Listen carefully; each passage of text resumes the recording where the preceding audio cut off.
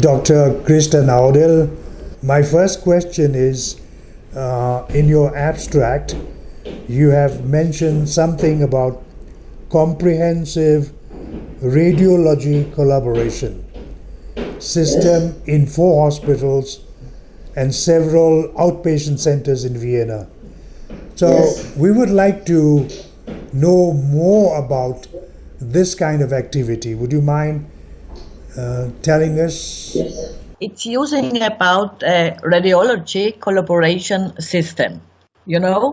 We have 5 hospitals in Lower Austria with a distance from 60-80 kilometers, and we are connected about a streaming method, and so we can, in my hospital in Horn, at the viewer, see images and pictures from a patient who is in another hospital without that this image will be duplicated.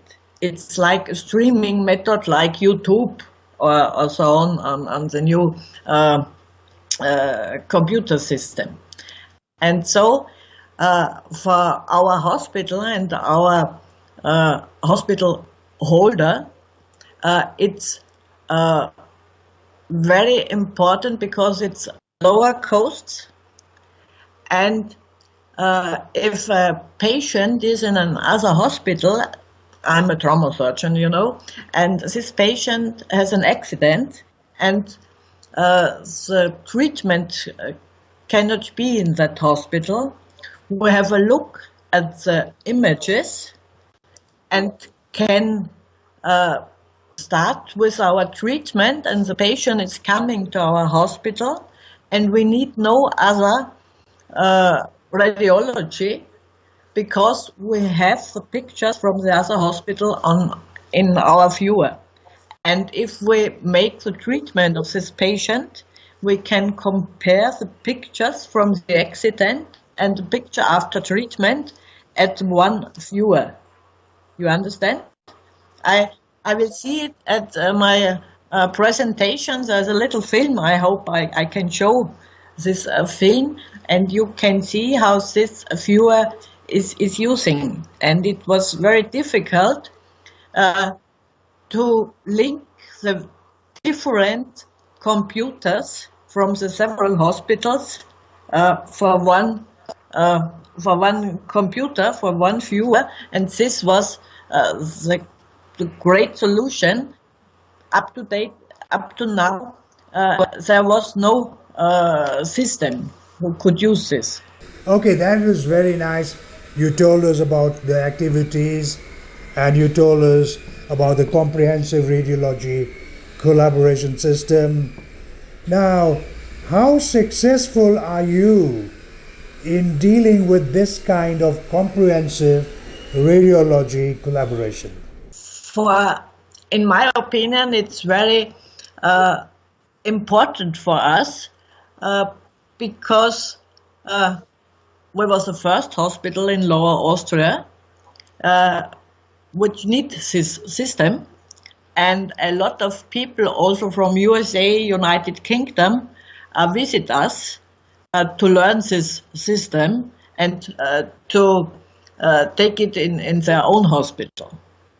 Yes, and it's very important for my colleagues and me because it's really simple in using, and we have not a long time to learn how it's to use for us because we are doctors and not IT profis. That's very correctly said, well said, and thank you also for that. And we are very proud that many international doctors from many countries, they come to your hospital and they just see how your model is working, and they are trying to introduce the same model in their own hospitals. Maybe Daishak too will also be able to follow that model and introduce that model here in Daishak in Kathmandu. Let's see how well that is being received in that conference when you will be here in November.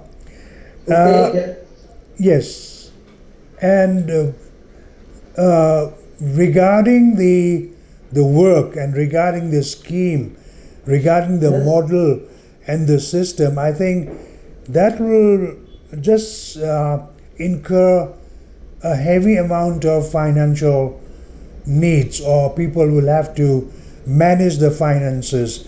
How expensive will that be, a system like that?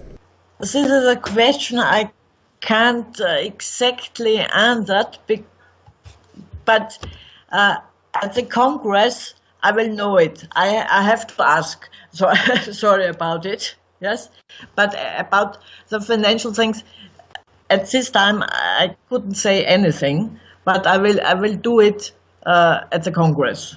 I can tell you about something about the costs. Okay, understood. Okay. The only thing is, Dr. Christa, we don't have to come to the real figures as to how much that is going to cost, but that will cost something at least. It will involve some financial activities in order to run a scheme like that. That we wanted to know. That's all. With the SkyNet, this system is very interesting because you can't only link images or X-ray studies. You also can link other reports, like a blood patient report. So all patient reports can be linked with this system, not only for radiology. So I think it can also be used by skin problems, but sorry about it. The costs I will ask me. You are not new to this country. You are not new to this place, Nepal. This country, Nepal.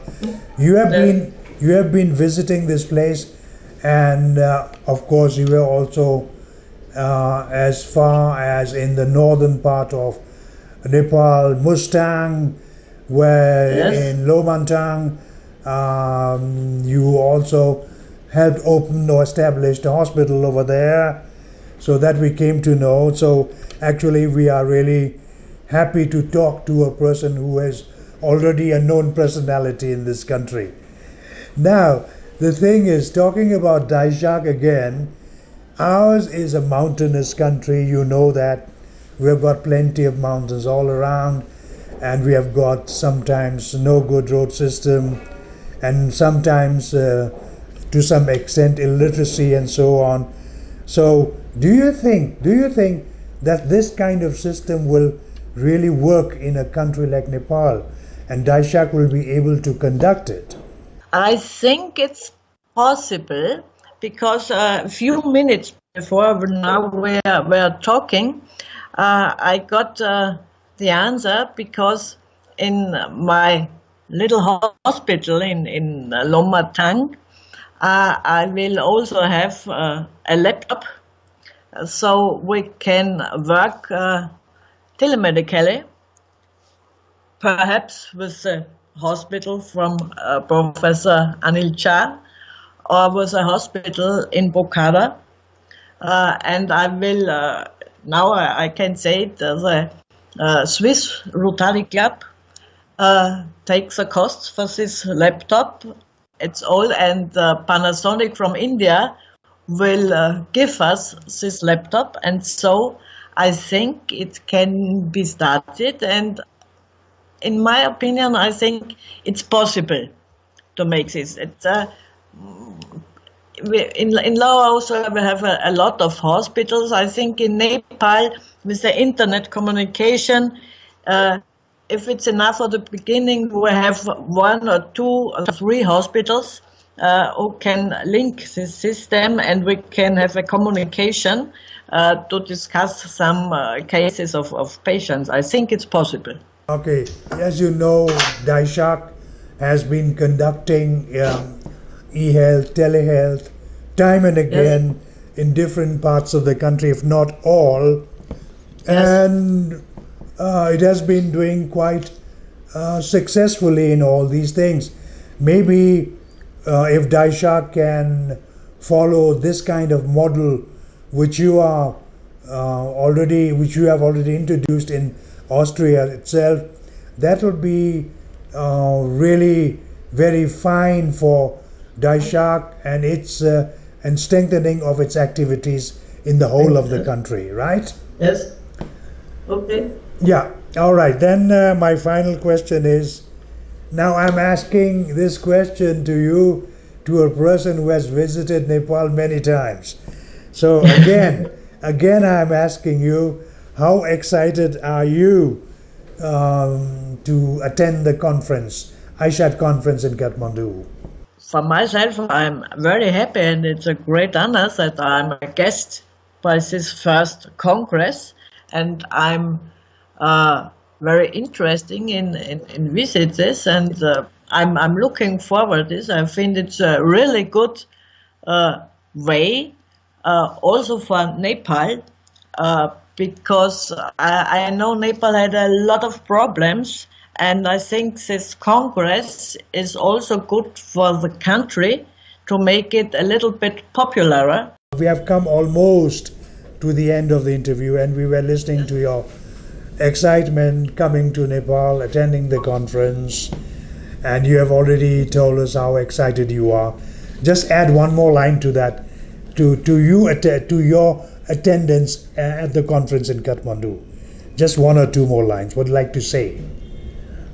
I would like to say I'm very happy to be invited at this congress, and I think it's very important that Kathmandu will make this conference. And I think, in my opinion, it's also very important for Nepal to make it, to promote this country to the other states of Europe, invited here, because I think after the very hard time from Nepal with the earthquake and all problems you have, it's very important that the life of Nepal is rising on. Das Ansehen of Nepal will rise in the other world, in other parts of the world. The image, thanks. The image will be rise, and so it's very important that such a congress will be in Kathmandu. We are extremely grateful to you, Dr. Christa, for this lovely interview and your opinion and your views on the things we wanted to know from you. And that brings us to the end of this interview. Thank you very much. And now all we wish, all of us from Daishak, we wish you bon voyage to Kathmandu in November. And well, I would like to close this interview in German, because I was so eagerly waiting to talk to you in German. But anyway, I'll use the final word. Yes. Gute Reise nach Kathmandu, Frau Dr. Christa. Thank you very much. Looking forward to see you. Ja. Dankeschön. Ja. Alles Gute. Ja, bitteschön. Bye bye. Bye.